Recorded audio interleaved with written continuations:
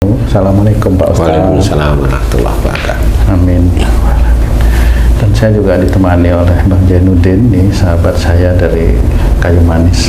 Assalamualaikum Bang Jai. Waalaikumsalam warahmatullahi wabarakatuh. Amin. Alhamdulillah. Pak Ustadz, saya mau bertanya. Jadi begini ceritanya Pak Ustadz. Kemarin tuh saya ketemu teman-teman, biasalah banyak teman-teman ya Pak Ustadz. Kalau ketemu teman tuh yang ditanya kerjaanmu apa sekarang gitu. Mentang-mentang saya udah pensiun. Jadi banyak teman-teman, kerjamu ada apa? Ada yang bilang, oh saya masih borong-borong nih gitu. Seperti itu ya Pak Ustadz. Terus ada salah seorang teman itu, dia memberikan satu statement lah seperti itu ya Pak Ustadz ya. Jadi beliau mengatakan, apapun yang kamu kerjakan, kita usahakan, Allah itu sudah menentukan apa yang akan diberikan kepada kamu. Wah, seperti itu statementnya Pak Ustadz. Oh, saya berpikir, waduh, rugi dong nih gitu kan, karena kan sudah Allah sudah menentukan. Kita mau kerja kerasmu ini, jadi kayak agak rasa kurang percaya diri. Oh, ini gimana ya? Kok kan jadi rugi nih kita mau kerja. Bisa juga untung. Apanya? Kalau kerjaannya biasa-biasa aja, Allah nentukan kaya. Emang tahu? Makanya itu. Itu statement yang seperti itu bagaimana Pak Ustadz itu? Ya, bismillahirrahmanirrahim. Assalamualaikum warahmatullahi wabarakatuh. Waalaikumsalam warahmatullahi wabarakatuh. Amin ya rabbal alamin. Ya, pertanyaan ini sangat bagus karena sering ini kan merupakan takdir Allah itu masih blunder. Iya, betul. Ya. Jadi apa yang kita kerjakan Allah itu sudah menentukan. Kesannya kita belum mengerjakan sesuatu, Allah sudah menulis. Iya.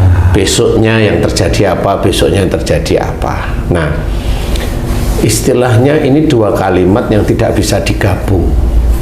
Yang pertama adalah apa yang kita kerjakan atau kita mengerjakan apa itu kita anggap ikhtiar. Kemudian hasilnya apa itu haknya Allah.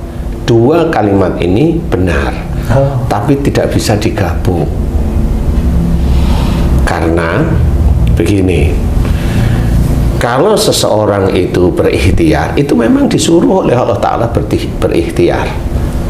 Ya, tapi langsung kamu ikhtiar apapun kalau Allah itu menentukan tidak, ya tidak jadi. Allah menentukan kamu nggak ikhtiar, Allah itu menentukan kamu kaya, ya kamu kaya. Ini adalah statementnya orang yang tidak mau berpikir menurut saya. Karena apa? Pertanyaan dibalik malahan, emang kamu tahu Allah itu menulis saya itu takdirnya apa? Ini dibalik malah. Kan pasti nggak bisa jawab. Iya, benar. Nah, sebenarnya prosesnya itu memang kita disuruh ikhtiar oleh Allah Ta'ala. Ya, ikhtiarnya jelas. Pada saat ikhtiar kita bismillah, ikhtiar baik bismillah, ikhtiar baik bismillah, terus menerus.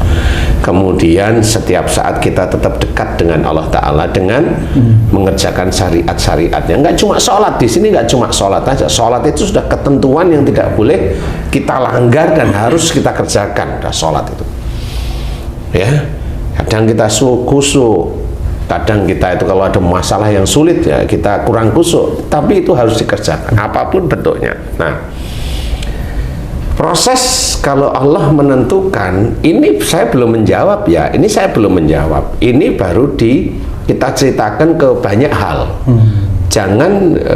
Jangan hanya titik bercerita yang apa contohnya, nggak dikasih tahu contohnya. Jangan bercerita seperti kita contoh mamanya. Orang-orang non-muslim, betul, langsung ke orang-orang non-muslim. Bagaimana dia tahu besok dia itu masuk surga atau masuk neraka kalau Allah sudah menentukan? Kan dia nggak bisa jawab. Jawabnya apa? Lo kan sudah banyak syiar Islam. Nah, kan apa yang dikatakan yang ngomong sudah benar lah, sudah banyak syiar Islam. Tetapi kenapa dia tidak mau ngikutin? Kan di situ namanya si orang non-muslim itu kalau sudah mendengar kemudian dia tertarik mendapatkan hidayah, nah berarti kan ada pergerakan maju positif, pergerakan ke arah positif yang akhirnya dia mengenal Allah. Kan bukan apa yang dikerjakan pada saat dia itu sebelum Islam itu ditentukan apa, makanya orang nggak akan pernah tahu. Nah, inilah yang menjadi blunder banyak yang tidak diketahui, bahwasanya apa yang kita kerjakan itu adalah bagaimana caranya yang kita kerjakan itu malah mendatangkan hidayah dari Allah Ta'ala. Itu harus kita ketahui dulu. Jadi orang itu hanya bercerita tentang teori, tidak mengetahui tentang teori. Teorinya gimana? Begini loh sebenarnya. Ini jawaban dari saya gini loh.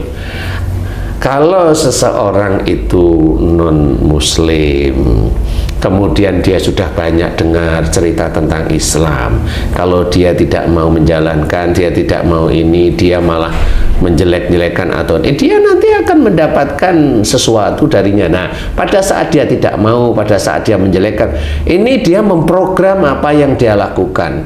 Nah, titik itu Allah itu nanti akan memberikan takdir pada orang itu. Kalau orang itu bekerja dengan gigih walaupun dia non-muslim, nah, saya bilang non-muslim dulu lah ya, walaupun dia non-muslim tetapi dia gigih, ada kejujuran, ada nabung, ada tidak membuang-buang uang, ada ini, kemudian dia selalu hormat dengan pimpinan. Lah orang yang seperti ini kan sudah masuk tahap-tahap yang baik sebenarnya, yang itu sudah diceritakan oleh Allah Ta'ala dalam Quran, wa fis samai rizqukum wa ma tu'adun, di langit ada jalan rezekimu dan apa yang dijanjikan Allah kepadamu. Nah, di langit ada jalan rezeki untuk orang-orang yang non-muslim ini, kalau dia innahum kanu qabla dzalika musinin, sesungguhnya mereka di dunia selalu berbuat baik.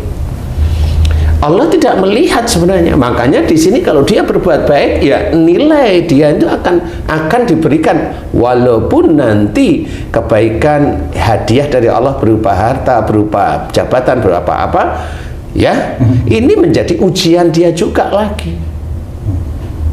Ini yang non Islam nih, yang Islam sama sebenarnya.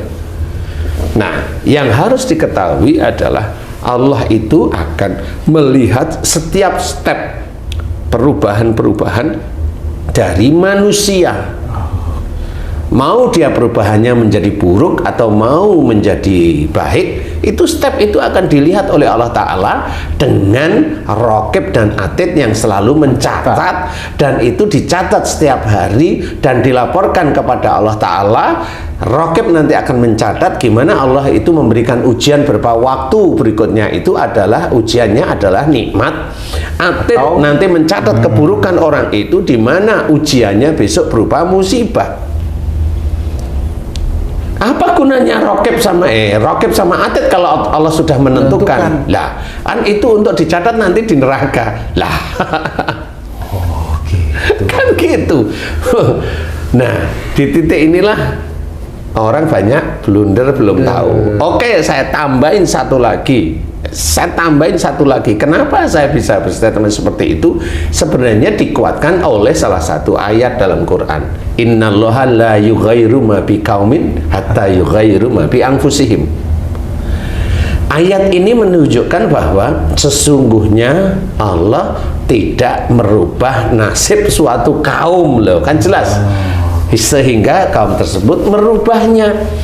Berarti Allah itu mengajarkan kepada kita itu untuk merubah, baik itu perubahan itu yang baik, maupun dia mau berubah jadi jelek, Allah itu nanti akan merubah.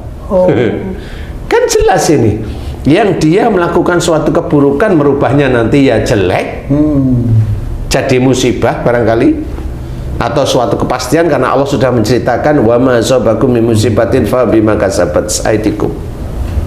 Apa saja musibah yang kau terima dari perbuatan tanganmu sendiri. Nah, ini yang jelek ini nanti dapatnya musibah. Lah, dari titik inilah sebenarnya Allah itu mentakdirkan setelah orang ini bergerak menuju apa yang dia kerjakan.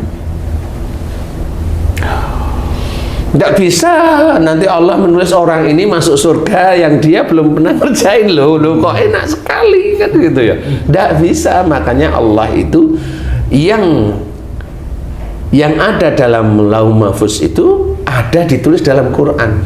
Makanya kenapa Allah selalu mengajarkan selalu berbuat baik, kan disuruh. Makanya ditulis oleh Allah Ta'ala, orang-orang yang senantiasa berbuat baik itu rezekinya akan diberi oleh Allah Ta'ala. Loh, kan sebenarnya ini Allah sih mengajarkan bahwa orang itu disuruh melakukan suatu kebaikan agar nanti dia mendapatkan takdir-takdir yang menurut dia enak, rizki-rizki yang enak. Kan jelas ini ayatnya. Mana ini yang teka-teki yang nggak muncul? Enggak, ini sudah jelas. Sudah sangat jelas. Jadi kalau ingin menerima takdirnya atau rezeki yang baik dari Allah Ta'ala, ya berbuat baik setiap harinya. Kan jelas. Masa orang berbuat baik ibadah tiba-tiba dibunuh, kan gitu? Gak mungkin Allah itu akan berbuat zalim pada hambanya yang memang hambanya itu betul-betul taat. Nggak mungkin. Kecuali keadaan perang, wallahu a'lam ya. Ini sehari-hari ya. Kan nggak bisa seperti itu. Nah, ini harus ketahui bahwa takdir itu sebenarnya ngikutin perjalanan orang. Itu takdir. Nah,